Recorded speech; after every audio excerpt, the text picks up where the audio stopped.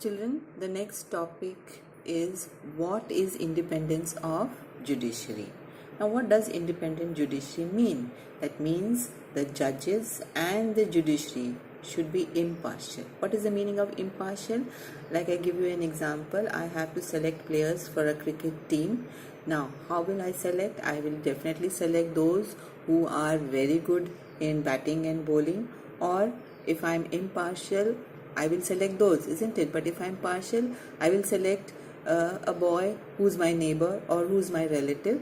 So that in that case, we are not selecting the proper player for the cricket team. Just because he is my neighbor or he is my relative, I'm selecting him. So that kind of thing should not happen with the judiciary. The judiciary should remain impartial.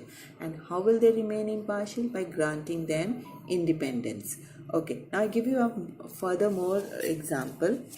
Imagine a situation in which a powerful politician has taken away my land, which belongs to my family, and the politician has the power to appoint and dismiss a judge from his office. So when you take up the case, go up to the High Court or Supreme Court, what is the judge going to do? Is he going to give you an impartial justice?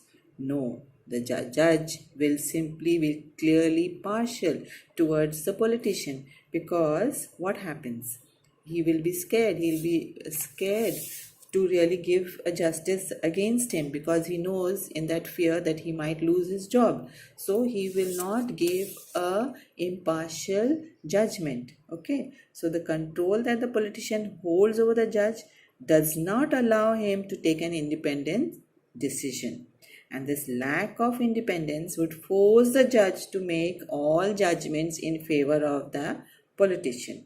Okay, so although we often hear of rich and powerful people in India trying to influence the judicial process, but the Indian Constitution protects us against this kind of situation by providing independence to the judiciary.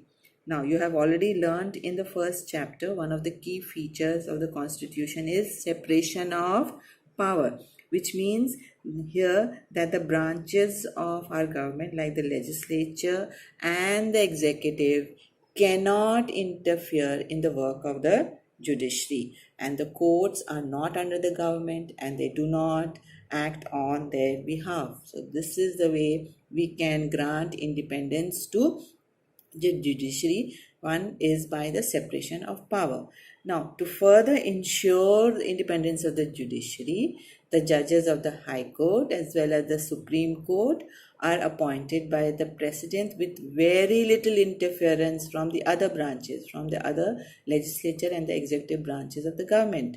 And then it is also said that once the judge is appointed, it is very difficult to remove him. And to remove a judge, it is a process of impeachment. He can be removed only on the case of his incapacity to rule, or his misbehavior, or misuse of office, which is very difficult because it requires 2/3 majority of the members of the parliament to be present and voting.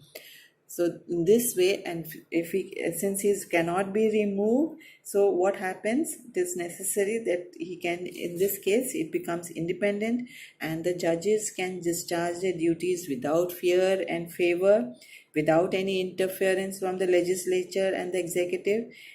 But it does not mean that the judiciary can act in an arbitrary manner. It has to follow the Constitution in letter and spirit. So this is how we grant independence to the judiciary. So children, what is the advantage of independent judiciary?